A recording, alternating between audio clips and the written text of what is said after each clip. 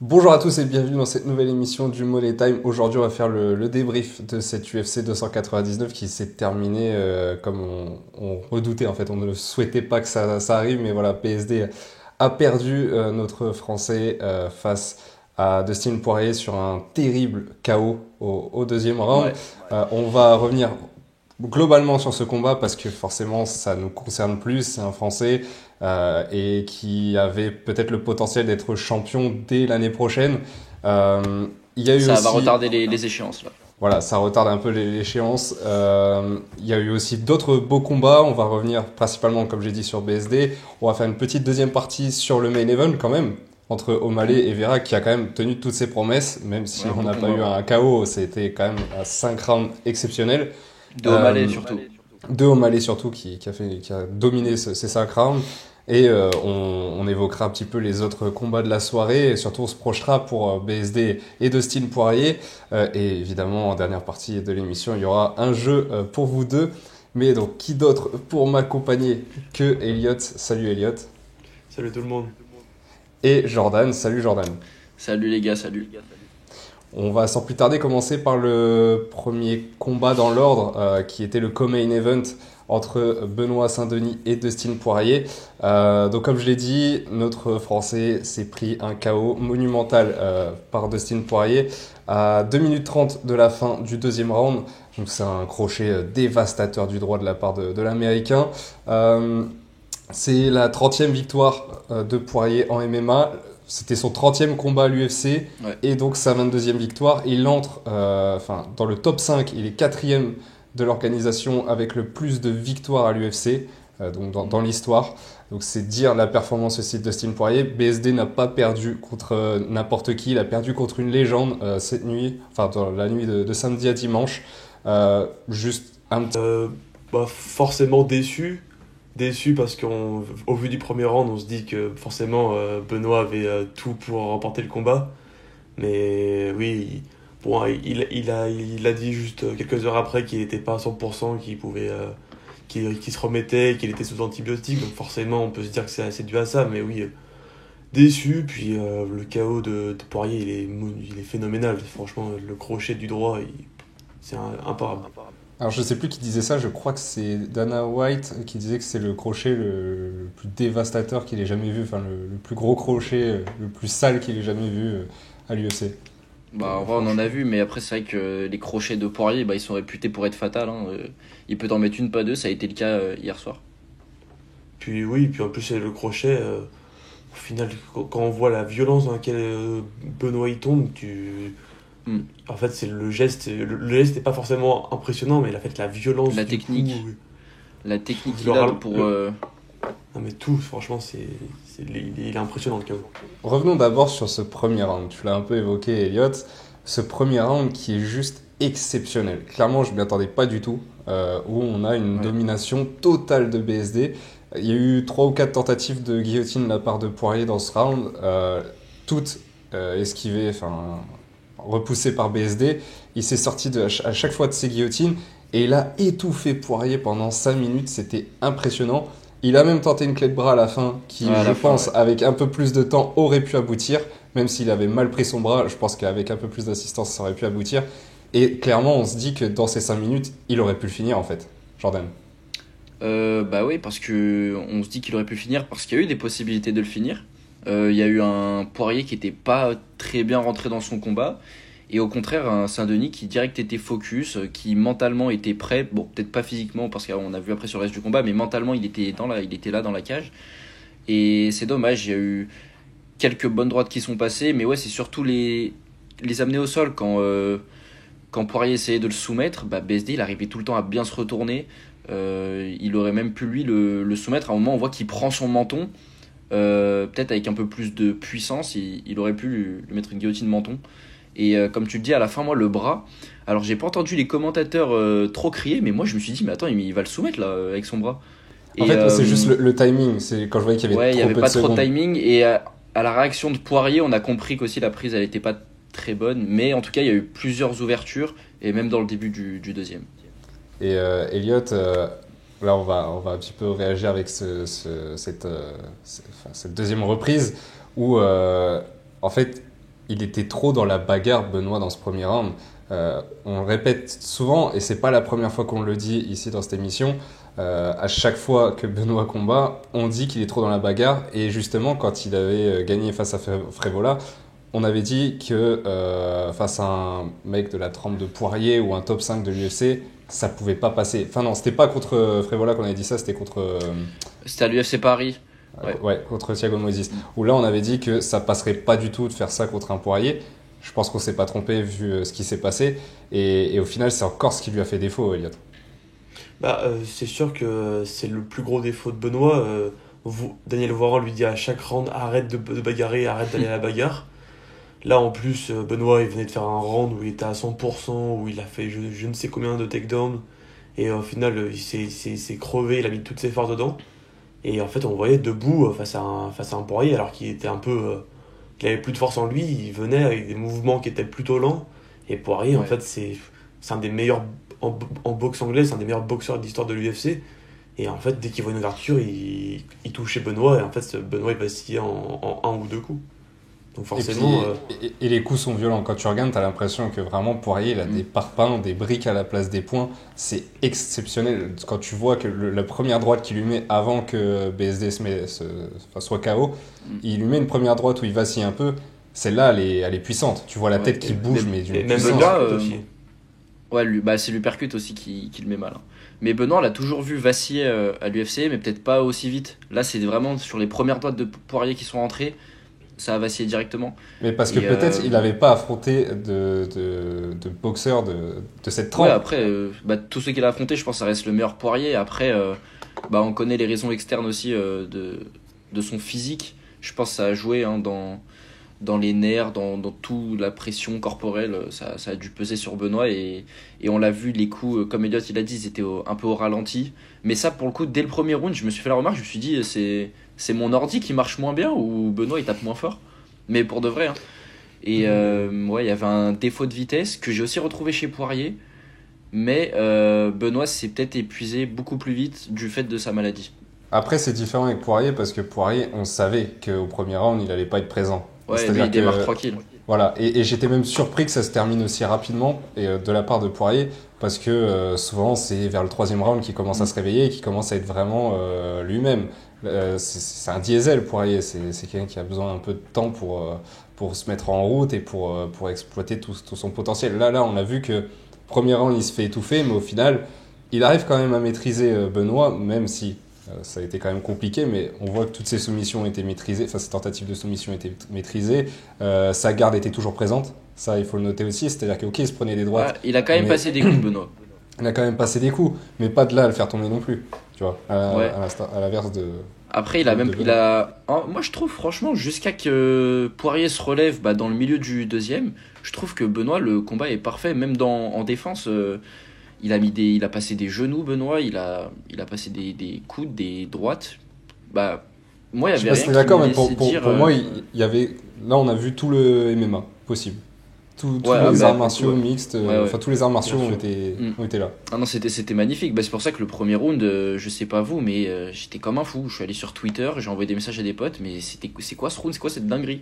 Non, mais franchement, je sais pas ce que les juges ont donné comme note au premier round, mais ça aurait été un 18, ça serait pas étonnant. Franchement, le premier round, Poirier, d'accord, il a tenté des guillotines ou autres, mais en fait, debout et au sol, parce que le combat s'est surtout passé au sol, premier round, Saint-Denis, c'est lui qui dominait. Et puis en plus, c'est pas juste comme un Almeida ou comme un Gamrot qu'on a vu dans cette carte aussi, où il est resté par terre à juste maintenir Poirier au sol.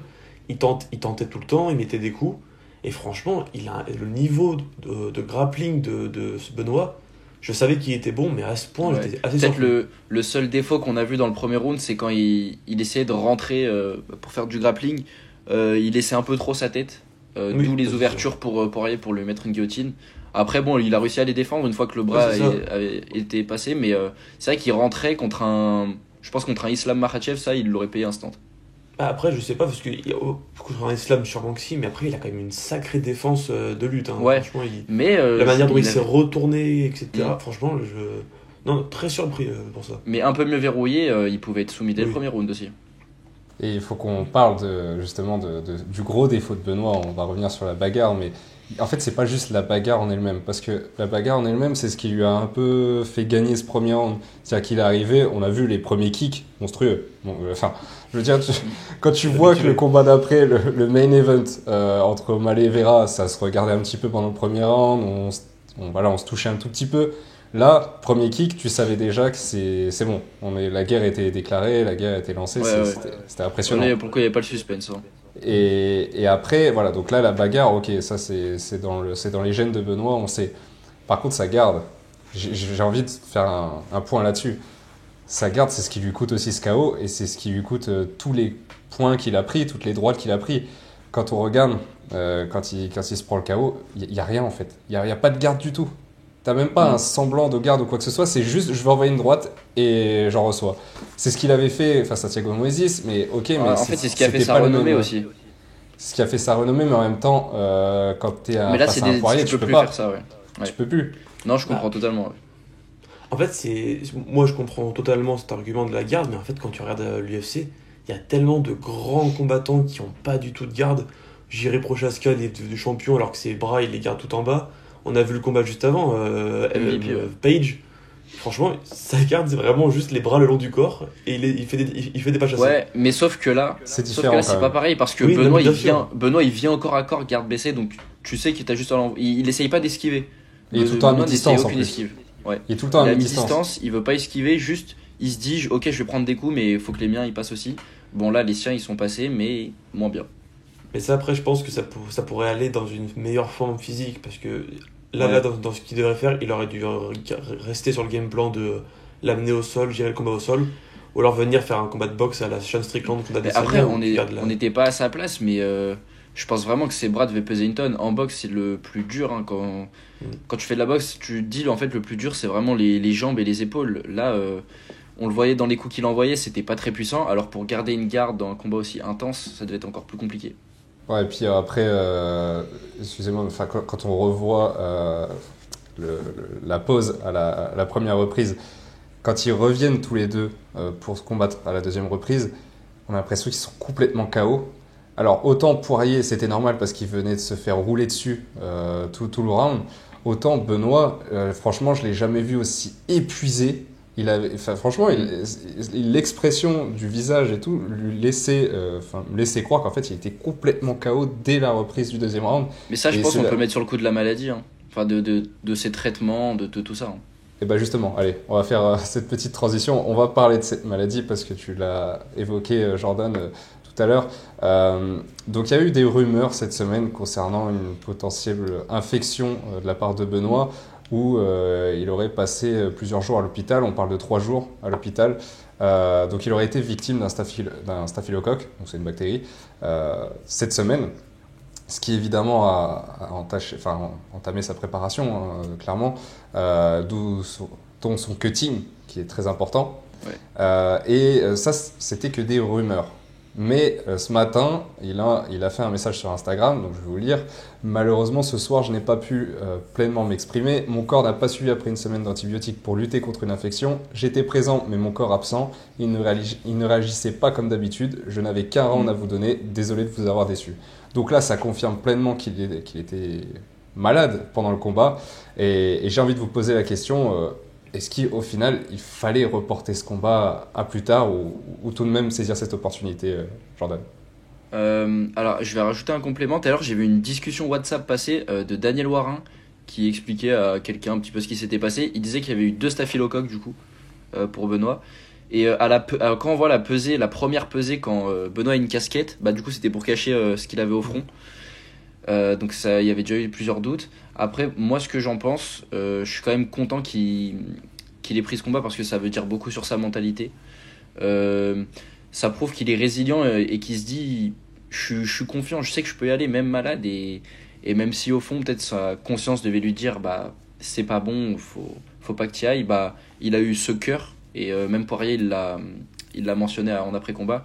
Poirier disait que Benoît avait un gros cœur et je pense qu'un combattant comme ça, il peut pas refuser, il peut pas se dire on va reporter. Ça aurait été mieux pour lui, mais il est pas fait de ce bois, Benoît. Il est fait d'un autre bois. Et toi, Elliot ?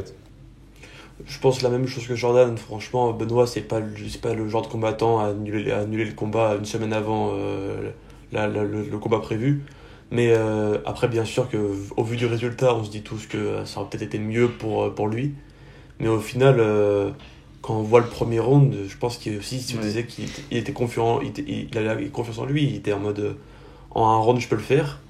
On y a cru, bien sûr que ça manquait quelque chose, mais en tout cas, même à l'UFC, ça marque des points. Tu fais un combat alors que tu reviens d'une maladie où en fait physiquement t'es touché. Bah t'as le Fight of the Night alors que t'es malade.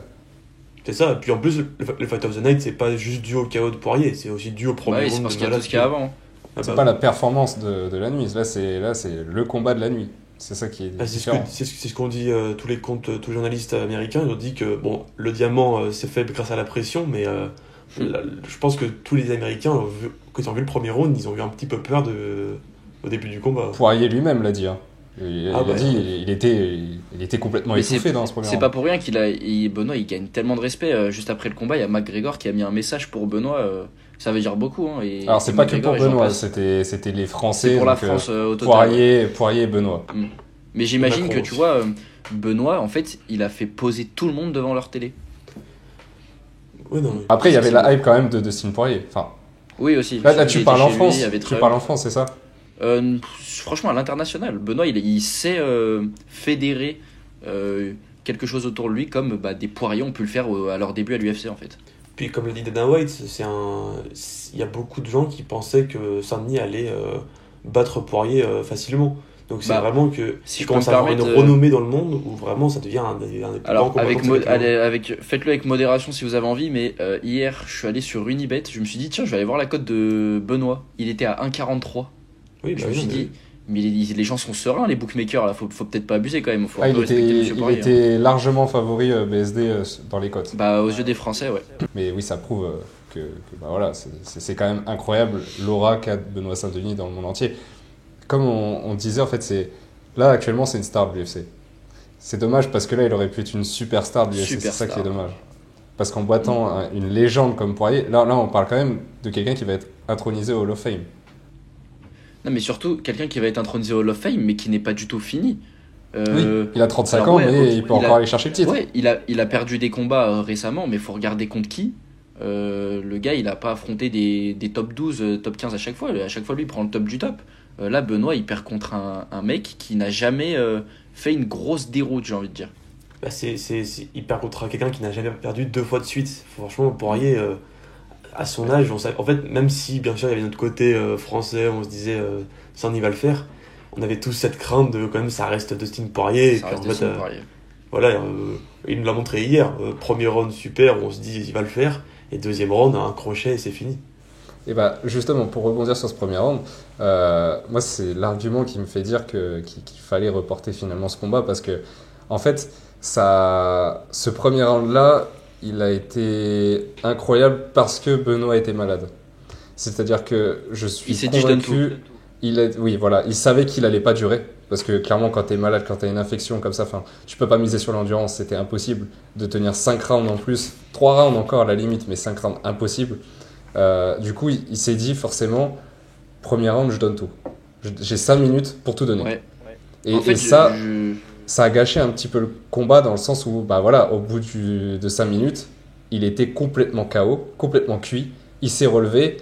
Il a essayé d'enchaîner quelques droites et là, le coup était terrible. Après, Coco, je te rejoins à moitié. Enfin, je te rejoins quand même sur une grosse partie. C'est que Benoît, il est rentré dedans, il s'est dit je vais être à 100%. Début du deuxième round, on a vu pareil. Et encore, il est allé, il s'est pas arrêté. Mais moi, je pense juste qu'en fait, il va faire ça toute sa carrière. Ou alors, sauf s'il change complètement de style. Mais je pense que c'est son style et on l'a vu depuis le début. Il s'économise jamais. Que ce soit premier round entier, deuxième, troisième, mais il se donne tout le temps. Bien sûr, c'est quelqu'un qui est déjà jamais à là, il aurait changé, ouais. Il est jamais à la décision, ça c'est clair. Mais je pense que ça aurait quand même changé. Il est allé une fois à la décision. Quand il perd contre le dos. Oui, quand il perd son combat, mais je veux dire, toutes ses victoires, voilà, c'est. Oui, en tout cas, il tient parole, il a annoncé que personne de sa catégorie tiendrait 3 rounds. Pour le coup, oui, c'est vrai. Non, mais c'est triste, oui. Non, mais vu le rythme qu'il met, en fait, c'est toujours pareil. C'est impossible. C'est lui ou l'autre, dans tous les cas. Oui, en fait, non, en vrai, c'est hyper vrai. J'ai jamais vu un seul combat où un combat avec ce rythme-là pendant 3 rounds, j'ai jamais vu ça et je pense qu'on verra jamais ça. Non, mais surtout qu'en fait, il se jette. Donc, quand tu Oui, te non, jettes, mais- soit c'est toi qui gagne, soit c'est l'autre qui te couche. C'est ça, bah Il faut c'est de avoir la des guerre. solutions. Là, pour le coup, c'est de la guerre pure. Là, on est sur un vrai. C'est lui qui un lutte, vrai le warrior. premier qui dégaine. C'est ça. Allez, on va parler maintenant de la suite après ce mini résumé du combat. La suite, tout simplement, ça va être quoi pour BSD? Parce que là, on sait qu'il est 12e de sa catégorie, avant le combat. C'est-à-dire que là, Oui. ça va être mis à jour Mais cette il va semaine. il va pas perdre, je pense. Hein. Je pense qu'il va pas Là, baisser. c'est encore, je pense même pas. Hein. Max pense. 13e. Ouais, je pense que ça va pas baisser énormément, voire même pas du tout. Mais C'est en tout cas, possible qu'il monte un peu, hein, qu'il pourrait peut-être prendre une ou deux places, hein, limite. Ouais, moi, tu sais que ça me choquerait pas qu'il puisse monter. Hein. ah, vous pensez qu'il allait monter, qu'il va Mais moi, monter Et en fait, je voulais vous poser la question, est-ce que vous savez si un combattant peut perdre et monter? Ouais, Je pense que ça peut arriver si quelqu'un fait vraiment une grosse performance. Bah, comme c'est des journalistes qui choisissent pour eux qui sont les meilleurs, Ouais. est-ce que avec le premier round de Benoît en étant malade, du coup, Ouais. que ça rentre dans le truc, est-ce qu'ils peuvent se dire. Tu vois, si on fait un parallèle à la boxe anglaise, Ngannou, il est arrivé contre Fury, il s'est fait éteindre, j'abuse, non, il a juste perdu la décision. Mais le mec, il a été dans le top 30, du coup, bon, peut-être j'ai un peu abusé, mais il a été hyper bien classé en anglaise. On sait à quel point c'est difficile de rentrer dans le top 10 de l'UFC. Ouais, c'est pas pareil. Là, c'est Bien pas sûr. en Non, perdant mais- que tu vas rentrer dans le top 10. Non, mais peut-être en gagner une ou pas bouger, moi je pense, ça me choquerait pas. Non, en tout cas, reste à ta place, ça pourrait le faire. En tout cas, il est 12e des poids Ouais. légers maintenant, avant ce combat et maintenant toujours. On sait qu'il aurait pu être propulsé dans le top 5 en cas de victoire face à Dustin Poirier. Oui. Et donc derrière, possiblement avoir une chance de titre dans cette catégorie ou peut-être une chance de titre pour la ceinture BMF. En tous les cas, il aurait eu une chance, ça c'est sûr. Là, il est 12e, il stagne du coup. Et on se demande quels vont être ses prochains adversaires au final. Parce que devant les top 5, ça va être intouchable pour lui. Parce que là, il a eu sa chance. Voilà, il n'a pas pu saisir cette opportunité. Donc c'est fini pour l'instant. Il va falloir qu'il regarde derrière. Et je sais pas vous, mais pour moi, là, c'est soit Fiziev, ça va être compliqué quand même, ou Dariush. Dariush qui est 7ème, Ouais. Fiziev 8ème. Pour rentrer Après, enfin dans le top 10 tranquillement. Il y a même des Dan Hooker, je pense qu'il peut aussi. Dan Hooker, oui, mais Dan Hooker, en final, il est 10ème, Dan Hooker. Oui, non, mais je veux En dire, fait, je sais- en battant Dan Hooker facilement, il peut aussi du coup passer top 10. Ouais, moi je sais pas ça va être quoi le plan du clan Saint-Denis, mais je pense pas qu'il faudrait reprendre un top 6, top 7 direct. Peut-être prendre un gars qui est classé entre 10 et 13, histoire de se refaire la main, parce que quand tu prends un KO aussi violent, c'est très dur de revenir dans la cage et de nouveau être à 100%. Moi j'aimerais bien que vraiment ils prennent un combat avec un adversaire de son niveau, qu'il aille pas taper trop haut, pour essayer de se refaire, gagner. Et après, si là il y a victoire, et recommencer à côtoyer le top 5, top 7. Et du coup, peut-être voir un vrai combat, un autre gros combat avec celui qui monte, Renato Moicano, ou qui est Ouais. juste derrière Saint-Denis et qui lui aussi il fait que monter avec ses gros finishes. Après, Jordan, tu disais se combattre avec des gens de son niveau. En vrai, s'il a sa garde, son niveau, Oui. il est dans le top 5. Non, mais Pour l'instant, il a peut pas éteindre tout le encore monde. prouvé. Genre, Il je peut veux dire éteindre quelqu'un tout le qui a monde. pas autant prouvé que lui. Voilà, oui, ok, oui. En fait, faut qu'il affronte quelqu'un qui est aux alentours de son classement, qui soit Voilà. du 9e jusqu'au 13e. Avec on une va petite dire. hype, ça peut être pas mal. Voilà, et puis en fait, qu'il encore une fois fini sur le le massacre. 1 ou 2 rounds, et après c'est reparti quoi. Et est-ce que, là je pose juste une question comme ça, mais est-ce que ce chaos-là va pas laisser des traces pour la suite de sa carrière? Ça faut voir, on peut pas juger tant qu'il a pas recombattu. Parce que ça, c'est propre vraiment à chaque combattant, peu importe la discipline, hein. Anglaise, thaï, Mais c'est MMA. pas une chose que vous On va craignez. voir. Franchement, vu la vie de Benoît Saint-Denis, il en a vu. Il en a vu des choses, je pense. Moi, je serais pas surpris qu'il revienne comme si rien ne s'était passé. Ouais, je pense, je suis pas pareil. Et dernier argument, la plupart des grands combattants sont passés en début de carrière par une défaite contre un top combattant. Donc je vois pas un drame. Et- Genre un Ngannou avait perdu. Tous les grands combattants ont déjà Et perdu. tu viens de me faire penser à une chose, mais au final, est-ce que c'est pas le meilleur moment pour s'être pris un KO mais aussi si. violent? Parce Mais que si. quand on regarde, là tu prends un KO très très violent face à un Poirier qui était un petit peu j'ai pas envie de dire ton idole, mais presque, parce qu'il arrêtait pas de le réclamer, il arrêtait pas de dire que c'était un modèle quand même pour lui. L'inspiration. Voilà, une source d'inspiration dans sa catégorie. Tu te prends un KO aussi violent, t'es obligé après de t'améliorer sur ta garde, parce que t'as plus que ça à faire en fait. Donc ça veut dire Bah que, oui. enfin, dans ta manière de combattre, en tout cas, t'es obligé de t'améliorer après ça. Donc ça peut être que bénéfique au final. Mais t'as raison, hein, c'est mieux d'apprendre de ses erreurs avant d'affronter le top du top. Comme ça, s'il monte plus tard, eh ben, il aura encore de nouveaux bagages, il sera encore mieux préparé. Ouais, il arrive au bon moment, je sais pas, parce que c'est jamais le bon moment pour prendre un KO, mais il va beaucoup apprendre. Il va beaucoup apprendre. Ouais, ça va lui redonner de l'art en plus.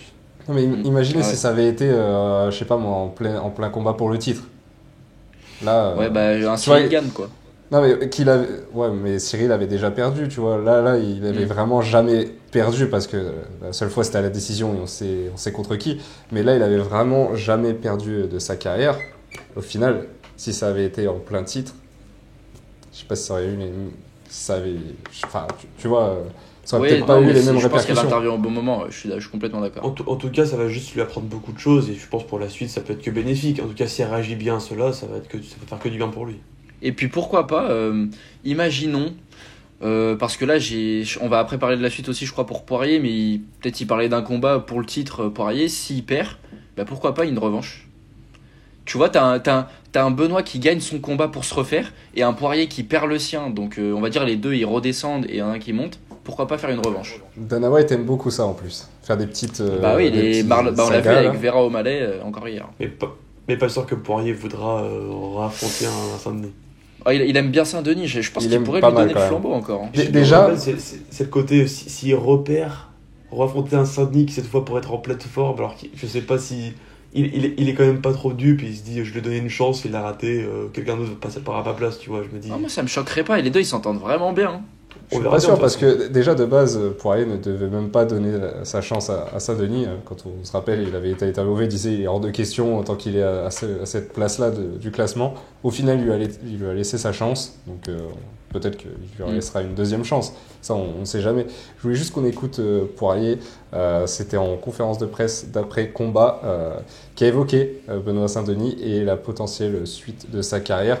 Globalement, que du positif pour Benoît.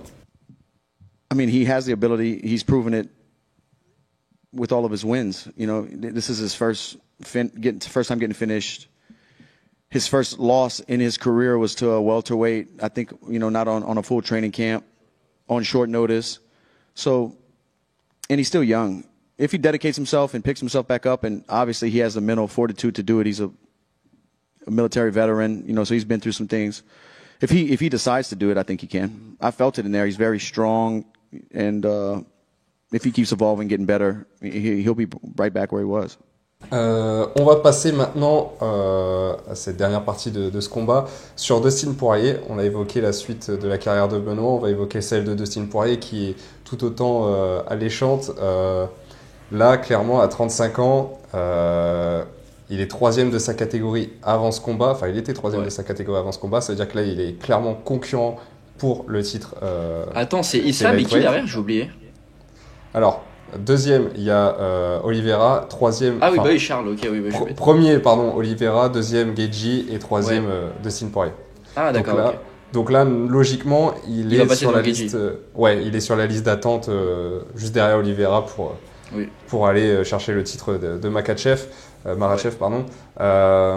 Donc voilà, pour vous, est-ce qu'il peut encore obtenir cette ceinture? Est-ce qu'il va concrètement obtenir sa première ceinture de l'UFC, Elliot?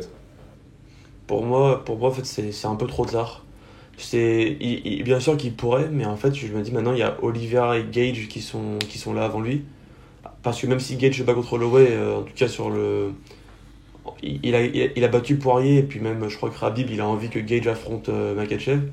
Mais du coup, ils veulent faire la revanche avec Oliveira contre Makhachev, donc déjà, c'est lui, ce sera sûr.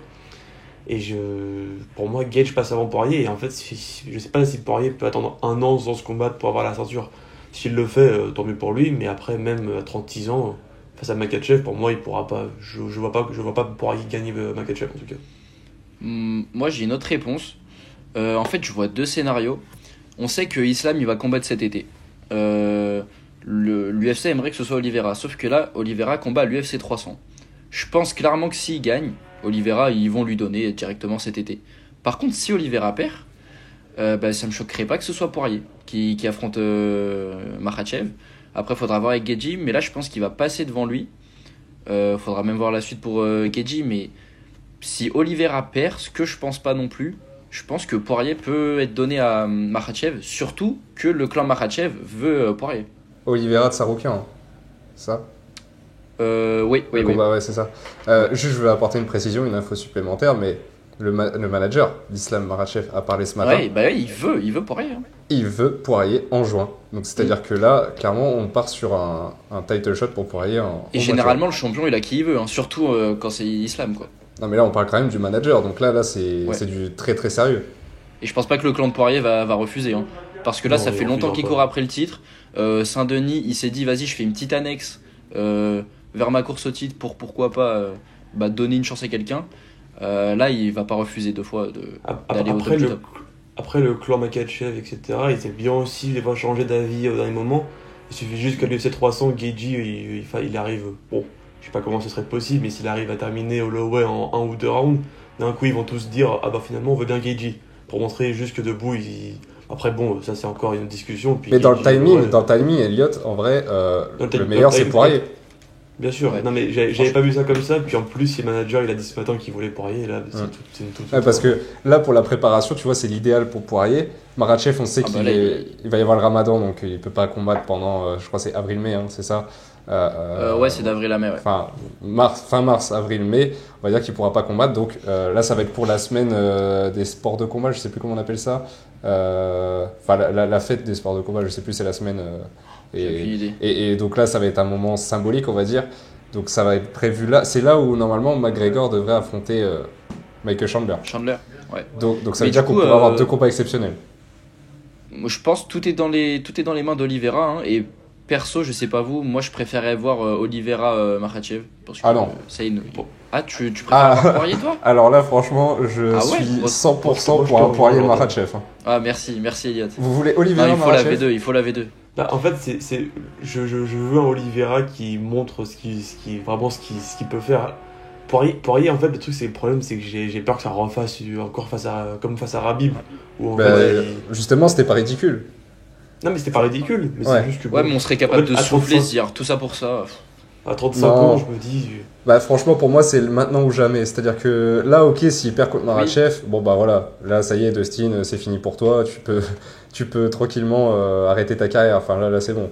Mais j'aimerais voir quand même une dernière chance de titre pour Poirier, et contre Makhachev, ce serait beau parce que Moi aussi, imaginez, mes priorités à Charles. il bat Makhachev, ce serait beau. Non, par Ah, ce contre, non, serait par fou, contre, hein. un combat où s'il arrive à battre Makhachev, même si, bon, ça, moi, Selon moi, il n'a aucune chance contre Makhachev. ouais, mais... moi, je vois pas le scénario où il le bat. Mais, Aucune. mais par contre, tout est possible. Au MMA, tout est possible. De toute façon, c'est comme ça. Bah bien sûr. Et sachant Oui, tout est que possible. Makhachev, il a déjà mangé un KO dans sa carrière. Oui, Je crois que il c'était a au tout pris un. début. Mais c'est beau KO là aujourd'hui, c'est un combattant tellement complet. surdéveloppé. C'est un Et puis- Khabib avec Puis un Mikhail striking. Volkanovski, quoi, maintenant. Oui, c'est ça. Ça sera pas la même que contre Khabib, ça c'est sûr. Mais en même temps, si ça reste debout, on se dit que Poirier a peut-être une chance.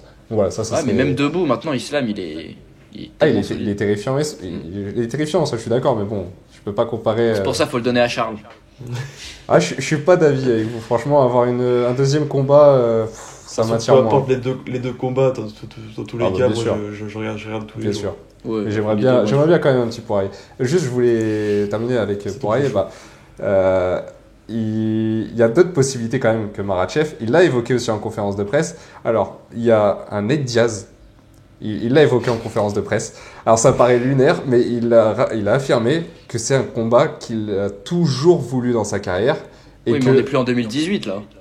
Attends, Bon, parce que Nate Diaz recule, pourrait là, revenir. Franchement, là. Et je crois que Dana White a un petit peu esquivé la question quand on lui a posé ça en conférence de presse. Donc Nate Diaz, ce serait un combat qu'il voudrait, en tout cas de Dustin Poirier, si jamais Nate revient à l'UFC. Et il y a aussi Gamrot. Ouais, Il Gamrot, a c'est beaucoup parlé de lui en conférence de presse en disant que c'était un excellent Qui a combattant gagné. qui a gagné aussi. et qui fait partie voilà, des tops de cette catégorie. Et puis, Et puis ils s'entraînent ensemble. oui, aussi. Donc c'est pour ça, ce serait plus simple potentiellement. Et une dernière chose, c'est la trilogie avec Justin Gaethje, pour boucler un petit peu la boucle.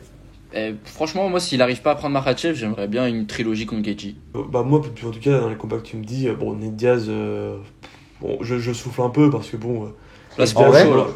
En vrai, après Pour Makhachev, le show. s'il perd, Oui, non, pour le Ouais, show, un bien dernier, sûr. En fait, pour poser le les show, ça va être un peu comme Connor, ça va être ambiance où ils vont trash talk à la mort, etc. Sauf que maintenant, on sait, Nate Diaz, debout, il vient de se prendre un KO par Jack Paul, c'est son... Bon, je pense pas Je qu'il veux arrivera à faire le poids. c'est ça, je veux bien être sympa avec Nate Diaz. Moi, j'adore ce combattant, c'était un de mes combattants préférés avant, mais bon, ça m'intéresserait pas trop. Après, oui. Non, mais si tu un me dis Gamrot- Poirier Prime et Nate Diaz Prime, là, on signe tous les jours, mais c'est Oui, plus bah, pareil. bien sûr. Mm. Mais après, un Gamrot, bon, ce sera vraiment un combat de lutte, parce que vu le combat de Gamrot, là, genre de l'UFC 299, bon, ce sera vraiment que de la lutte. Et puis ensuite, Gaethje, pour moi, je regarde tous les jours. Enfin, en espérant que ça se passe pas comme le dernier, quoi. C'est ça, c'est aussi un gros risque, mais en même temps, c'est probable, parce que là, s'il refuse, enfin, si ça se fait pas avec Makhachev, une trilogie avec Gaethje, ça me semble le combat le plus Ouais. probable. Peut-être Ouais, pour ouais, une non, BMF c'est d'ailleurs. Une revanche pour la BMF ou pour quoi que ce soit. Au moins, il partirait sur une ceinture. Enfin, il partirait pas du coup, mais Bah, aurait il une a déjà ceinture. eu, mais en intérim, c'est BMF. ça le problème. Ou alors, Ouais. justement, si jamais Gaethje perd contre Holloway, il peut aussi essayer de se battre contre Holloway pour reprendre la ceinture BMF. Ça peut être aussi un... Même si là, Mm. là c'est une autre possibilité, mais bon, après, c'est... Aujourd'hui, Poirier, il est dans une position. Il est un peu dans une position de force en soi où c'est aussi des adversaires qui vont venir à lui parce que là, il vient de signer une très belle victoire hier soir. Il peut pas non plus dire ouais, moi, donnez-moi Charles, donnez-moi Makhachev. C'est pas lui le roi du pétrole, j'ai envie de dire. Mais il est dans une position assez forte où maintenant, c'est lui qui a mis la pression sur les autres. Bah, d'ailleurs, il a collab personne. Quand tu regardes au micro de Joe Rogan. Puis c'est un grand nom, en fait. Donc, en fait, tous les autres combattants, ils veulent l'affronter pour... Voilà. S'ils le battent, ils ont une renommée. Aussi. Bah, Et il c'est sait qu'il aura un grand très nom. prestigieux. Bah, de toute Ouais. façon, il a déjà un grand nom. En fait, Comme je son l'ai dit, call-out, les Hall ça of sert à Fame. rien. Ça sert à rien de faire un call-out à part Makhachev, mais tout le monde sait qu'il aimerait l'affronter. Mais tu demandes un Gamrot, ouais, après Gamrot, c'est pas encore comme un Gaethje ou un Charles ou un Holloway, mais tu demandes un des trois, en vrai, ça revient au même. Ah, mais là, Gamrot, en fait, c'est refaire comme Saint-Denis, en fait. Tu donnes la chance à quelqu'un Ouais. de jeune, tu vois. Tu prends beaucoup de risques pour peu de. Oui, Puis et t'avances pas. Gamrot, il veut Makhachev. Je sais pas si Gamrot, il va à tout prix Poirier. Ouf. Non, Bah, mais il faut même quand même gravir les échelons, tu vois. Peut-être Ouais, Gamrot mais- Saint-Denis, hein. Comme ils s'entraînent ensemble, Gamrot, peut-être qu'il va peut-être plus viser un autre top 3 ou je sais pas. Bon, de toute façon, on verra bien. Bon, un petit dernier mot, Jordan, peut-être sur Saint-Denis Ouais. Poirier. Bah, en fait, là, c'est depuis hier soir, enfin, de cette nuit, ce matin carrément. On a vu beaucoup de gens sur Twitter, je suis beaucoup sur Twitter. On a vu beaucoup de comptes arriver avec une haine de Benoît Saint-Denis, mais alors non justifiée selon moi. Il juge que Benoît Saint-Denis est une personne raciste pour des faits qu'il a pu dire, mais Enfin, ça, C'est c'est jamais pas, vraiment depuis... c'est concret. pas depuis hier. ouais, non, c'est pas depuis hier, mais c'est comme souvent dans les sports de combat, les gens, et encore plus avec Internet, en profitent pour avoir les qui poussent. Et hier, ils sont tous apparus sur Twitter et ils se sont lâchés sur Benoît Saint-Denis, le raciste qui se prend un KO. Attends, ils ont dit quoi?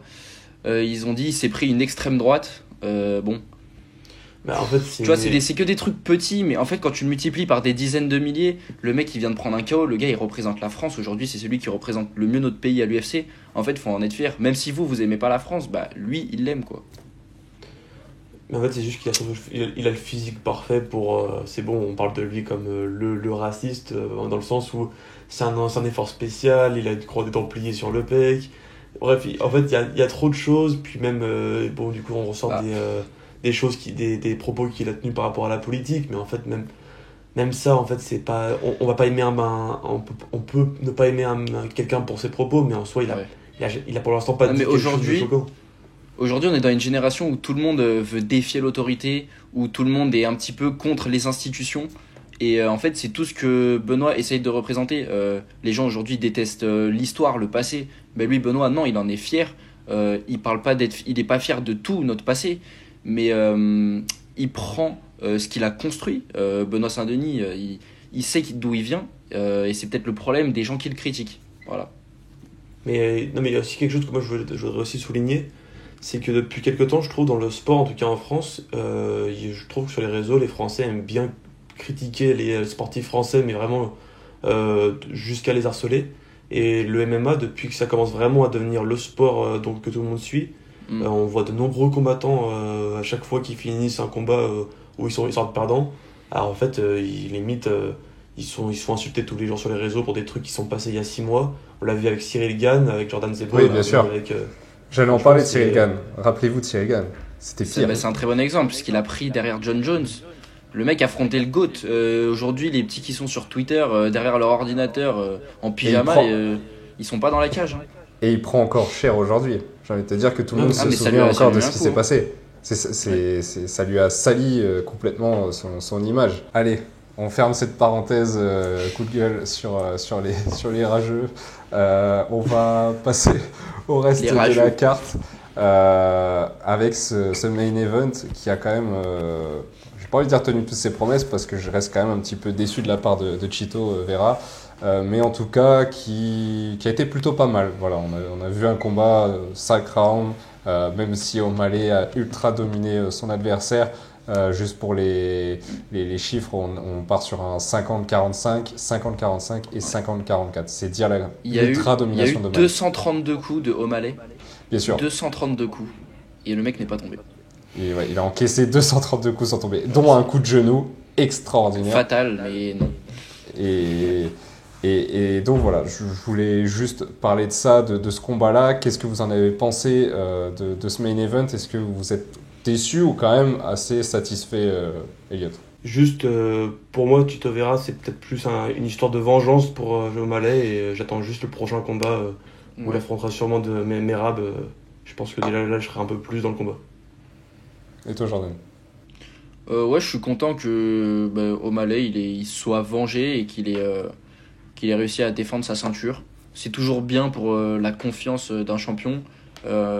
Personnellement, j'aime bien voir des champions qui arrivent à défendre leur ceinture. Comme ça, ça fait monter à chaque fois un peu plus de hype autour d'eux. Surtout que là, c'est pour une revanche du seul combat qu'il a perdu dans sa carrière. Après, oui, j'étais un peu déçu de Vera. Après, j'en attendais pas. C'était pas un combattant que je connais aussi par cœur, pour être honnête. Et je dois quand même lui tirer mon chapeau parce que le coup de genou qu'il prend, je crois que c'est premier round. Deuxième. Le coup de genou qu'il prend dans la pommette, bon, ça lui ouvre, mais je sais pas comment le mec ne tombe pas. C'est il y a une fracture, hein, pour le coup. Il y a une fracture. Ouais. Ah, mais le bruit. Un menton en acier. Ouais, c'est... Bah moi en tout cas j'étais quand même assez content de ce combat, je vais pas vous mentir. Ouais, parce que vous connaissez à force, je suis pas fan des combats où voilà, ça reste au sol pendant des années et des années. Ouais, bah toi on te connaît. Hein. Donc moi quand ça boxe comme ça, je suis ravi. Et là on a eu un vrai combat de kickboxing entre les deux qui était juste sublime.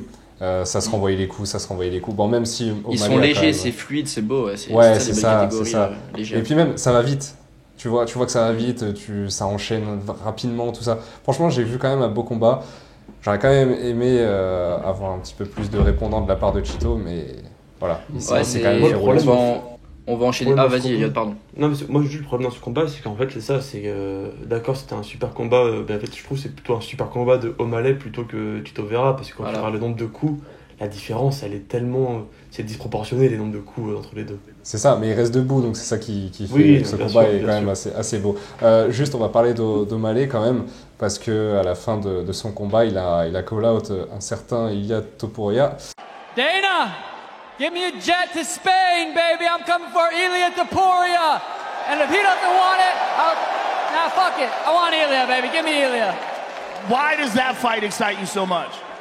He's a scary fucking dude. Ilia excites me. Going up a weight class excites me. But I'm here for whatever. If you guys want me to knock out Merab, I'll do that too. But Ilia's an exciting fight for the people. C'est assez surprenant de la part de quelqu'un qui vient juste de confirmer en fait sa ceinture, qui vient de il veut la double. Et là, il veut déjà monter chez les featherweight pour avoir la double ceinture, alors qu'Ilia Topuria n'a toujours pas confirmé lui son titre. Oui. Il vient juste de battre Volkanovski. c'est quand même. Moi, j'ai trouvé ça assez lunaire. C'est pour ça que je voulais quand même vous poser la question. Ouais. Est-ce que O'Malley doit rester dans sa catégorie et tout écraser avant de faire cette double ceinture, cette tentative de double ceinture, ou alors il doit y aller tout de suite face à Topuria? Topuria, il l'a recalé clairement. Il lui a dit vas-y, prends Merashvili avant, nous deux on en reparle après et encore. Mais on sait que ça peut se faire à tout moment. Et côté O'Malley, je vois peut-être pas, faut peut-être pas y aller maintenant, faut pas se voir trop beau trop vite, je pense. Défends ta ceinture, prouve Après, sur plusieurs années, 2 ans, prouve sur 2 ans que tu as éteint toute ta catégorie. Et après, là, tu peux aller chercher les autres, comme avait pu le faire un Volka, par exemple. Elliot? En fait, pour moi, ça me saoule un peu, souvent, les combattants qui viennent d'avoir une ceinture, qui font un combat pour défendre et qui, d'un coup, demandent à monter de catégorie. On l'a vu avec Leon Edwards, dès qu'il a battu Ousmane, il voulait déjà monter ou redescendre, je sais plus. Mais en fait, c'est juste... là, je trouve qu'O'Malley, il a déjà beaucoup à faire dans sa catégorie. Peut-être la revanche avec Sterling et un combat contre Sterling, ce serait bien. Et du coup, même si lui, ça l'intéresse pas, en fait, juste prends ton temps. En fait, t'es pas pressé, il est encore jeune. Il peut encore défendre sa ceinture pour après aller chercher celle au-dessus. Puis, il a que 29 ans. Hein. Ouais, mais moi ça me saoule un peu, des fois, ces combattants qui, en fait, ils veulent tout trop vite. Et en fait, des fois, juste, ils viennent à peine de valider qu'ils sont champions de leur catégorie, qu'ils veulent déjà la ceinture au-dessus. Mais ça, c'est depuis que les doubles champions existent. Hein, c'est ce que tout le monde veut maintenant. Non, mais je suis complètement d'accord avec toi, Elliot. Pour moi, c'est juste... En fait, j'ai trouvé ça lunaire, pour vous dire c'est à quel point je voulais qu'on en parle, parce que, enfin, call out, un gars qui vient juste d'être champion dans la catégorie au-dessus, alors que toi, tu viens juste de confirmer que t'es champion. Excuse-moi, enfin, t'as rien fait, en fait. T'as rien fait. Non, mais puis bien sûr que physiquement, O'Malley, il pourrait rivaliser avec Topuria parce qu'il est très grand, et puis c'est debout, c'est un monstre. C'est vraiment juste le truc de... En fait, reste un peu dans ta catégorie, quoi. T'es pas obligé de toujours vouloir monter. Oui, mais vous l'avez dit, O'Malley, il est jeune. Généralement, les combattants, ce qu'ils font, c'est que quand ils sont allés un peu sous 32, 33, ils font des cuttings pour combattre dans des catégories plus basses. Mais après, oui, il va prendre de l'âge. Et là, s'il veut, il pourra monter de catégorie. Ce sera mieux pour son corps, mieux pour lui. Et ça pourra lui permettre d'aller chercher une nouvelle ceinture. Là, à l'instant T, je trouve, il n'y a aucun intérêt. La double ceinture, tu la prends quand t'es quelqu'un, quand t'as prouvé que t'étais le meilleur de ta catégorie. Là, ok, bon, peut-être que c'est le meilleur, mais en vrai, t'as rien prouvé. T'as fait que 2 combats en étant champion.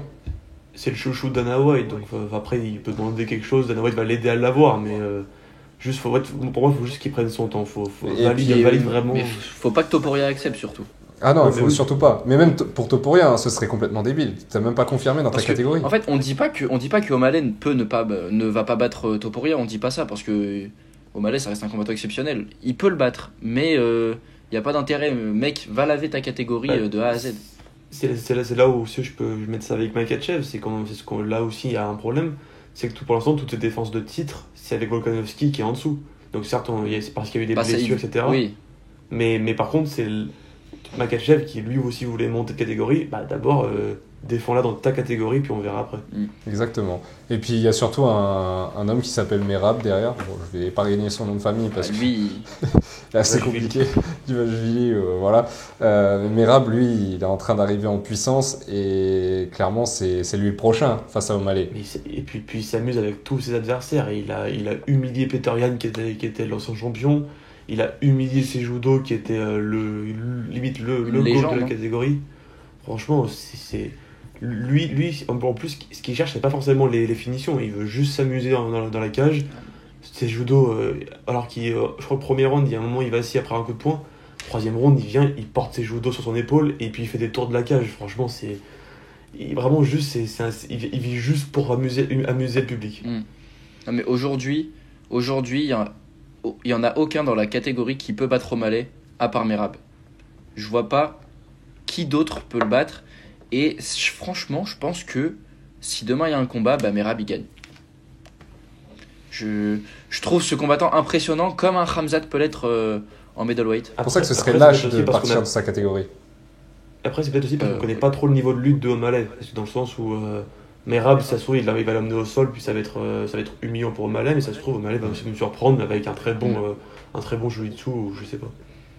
On va passer à la dernière question. qui englobe un petit peu toute cette UFC 299. On a eu pas mal de beaux combats quand même. On a eu une très belle carte. Même la carte préliminaire aussi était vraiment pas mal avec cet Almeida contre Curtis Blades. Surprenant à la fin. Et d'ailleurs, Blaze qui a clairement next Cyril Gane. Ça, c'est pas mal aussi pour notre français. Quel combat avez-vous le plus apprécié dans cette carte? Jordan, je te laisse commencer. Perso, hors Benoît Saint-Denis, je tiens à préciser. Mais de toute façon, même avec, étant donné la défaite, je t'aurais répondu Michael Page contre Hollande. J'ai trouvé... Alors, comme on a dit pour O'Malley Vera, il y avait surtout un combattant qui a fait le show et un autre qui n'était pas dans son assiette. Là, clairement, Page a surclassé pour son premier combat à l'UFC Hollande. Hollande a tenté une autre stratégie qui était plus axée sur la lutte, qui n'a pas payé. Et en face, il y avait un showman, il nous faisait des danses, il tirait la langue. C'est tout ce qu'on aime à l'UFC, du show, et surtout un combattant très original, une garde basse, une garde avec juste les bras qui bougent. Il n'y a pas de garde. En fait, il y en a une, mais elle est en mouvement en bas, c'est très bizarre. Mais un style de combattant exceptionnel, que des coups de retournés. Mais franchement, j'ai adoré ce combattant. Et toi, Elliot? Non, moi, même si ce combat était super, moi je prends juste le combat d'avant où on voit Gilbert Burns face à Jacques Della Maddalena. Où, pareil, Maddalena il a fait un peu une Saint-Denis. Il est 11e, il se battait contre un très très grand nom de l'UFC qui est Burns. Et au final, même si Burns a quand même montré de très belles choses, Maddalena l'a quand même surclassé avec de très belles défenses de lutte et surtout un striking qui était bien au-dessus. Et donc, franchement, très... tu sais que je sais pas, hein. Burns, moi je le voyais devant quand même sur la... Ah oui, non, mais il était quand même devant sur les rounds. Sur le premier round, c'est Maddalena qui le remporte, je crois. Et le deuxième, c'est Burns. Ouais. Dans le troisième, il est un peu meilleur, Burns, et il se fait surprendre sur le coup de genou. Franchement, dans le troisième, il se fait manger. Hein.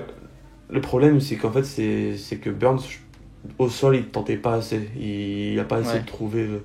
Et puis comme Maddalena, il est très complet, bah en fait en défense il arrive à s'en sortir, et puis on l'a vu sur le KO, il fait une super sortie de lorsqu'il était en grappling, et dès qu'il se relève... je suis d'accord. Il a fait le combat parfait, il a su être patient et piquer quand il fallait. Hein. Mais c'est un super combattant qui est hyper complet, puis j'ai regardé ses stats du coup, puis j'ai vu qu'en fait en termes de takedown et autres, en fait c'est un des tout meilleurs actuels de sa catégorie. Moi du coup je vais rejoindre Jordan sur mon combat préféré. J'ai adoré celui de Michael Venom Page. Alors, certes, c'était pas le combat de l'année, on va pas se mentir. Hein. Clairement, Venom, comme tu l'as dit, a roulé sur Kevin Holland. Mais c'était spectaculaire, je trouve. Et on a vu un MVP, un showman, clairement un showman. Et j'ai l'impression d'avoir vu un petit peu d'Adesanya, tu vois, dedans, dans le sens où... déjà, tu as l'entrée sur l'Undertaker, déjà. Adesanya l'avait déjà fait. Et puis même dans la manière de combattre, tu vois, déjà, il n'y a pas beaucoup de garde. Adesanya, il y a quand même une garde, mais là, on y va avec du punch. C'est ça, il y a les mimiques, et tu vois, c'est rapide, et c'est tellement violent, parce qu'à chaque fois... te dis mais c'est incroyable les coups qu'il envoie, les coups de coude retournés venus de nulle part. Il est là, il est à 3 mètres, d'un seul coup il se retrouve en face de lui, il lui envoie une droite du futur. En fait Kevin Holland il pouvait juste rien faire dans ce combat. Sacré menton de Holland quand même. On va passer au jeu.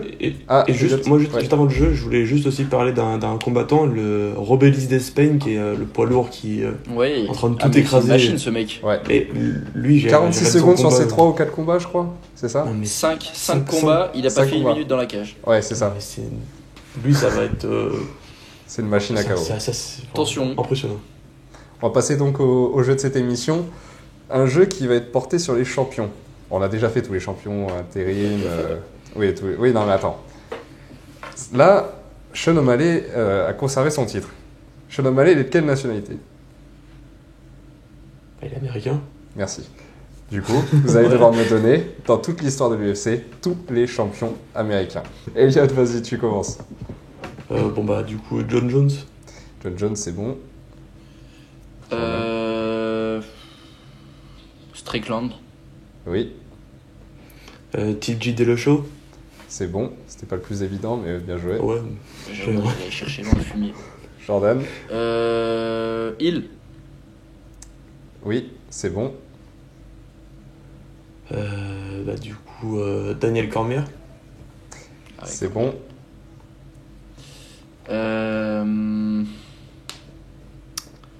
Ah, je sais. Oui. Brock Lesnar. Brock Lesnar, ça passe, évidemment. Elliot. Du coup, Sterling, je crois. Oh, alors il se bat sur. Il est anglais. Il est américain.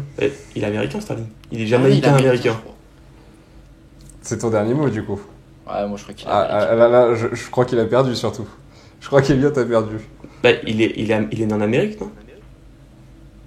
alors, il moi, a dit Sterling. Hein. Très honnêtement, t'as dit Sterling, il est pas dans mon classement.